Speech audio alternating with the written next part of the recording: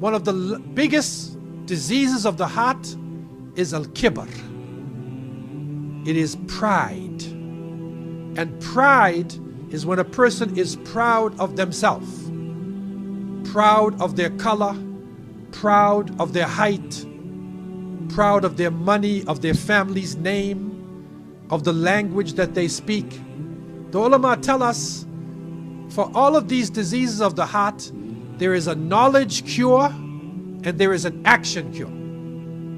The knowledge cure for pride is to reflect upon our relationship with Allah subhanahu wa ta'ala. Where did we come from? Look back at the human being. Once we were a tiny clot of blood, right? And now we stand up. People stand up and defy their Lord, right? But where did they start off? You see, very humble. And we come from a humble place. We get strong, and then we get weaker and weaker and weaker, and we will return. No matter how rich you are, how famous you are, you have to leave this earth in a humble way. You will come out of this earth. So what are we proud about? So the first thing is understanding who we are. It's interesting because think about our lives.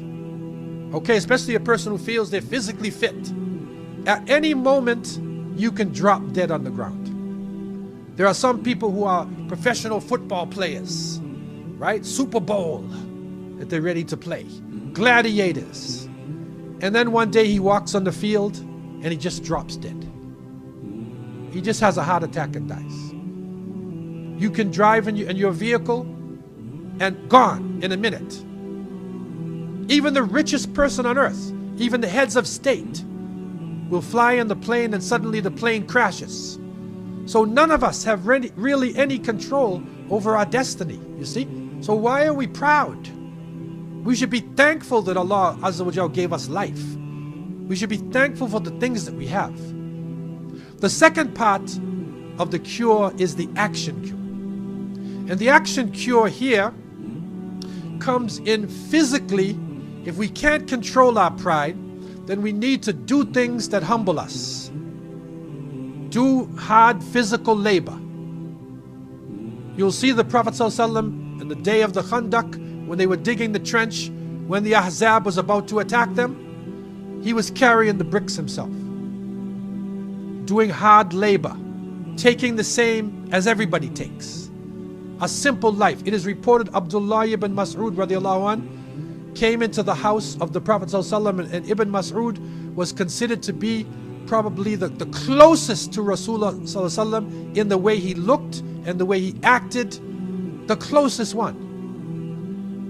And he came inside of the house and he saw the Prophet ﷺ and he saw the marks on his back, and he said, can we not give you a nice cushion or something? Can we do something for you? And he said, no, because we are, never forget, you're a traveler. We are travelers. We are here today and gone tomorrow. Right? So never make this is not our paradise. So the humility, this is the Prophet ﷺ. This is the best of creation, the leader of the prophets. So he gives us the example of humility. Our group of brothers told me at one point they were looking for a great scholar of hadith. He was living in India.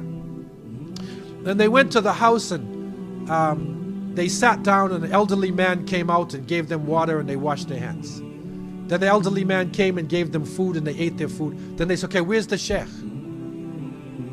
10 minutes later, the same elderly man came back and he said, I'm the sheikh. And he sat down and he began to teach. They were amazed at his knowledge. But you see what he did? He killed his pride. He killed his pride. He has knowledge, an ocean of knowledge over them. But he served them like a slave. So he killed the pride within himself. So part of this issue of al-kibr, part of it is that we need to take action. We need to take action against this.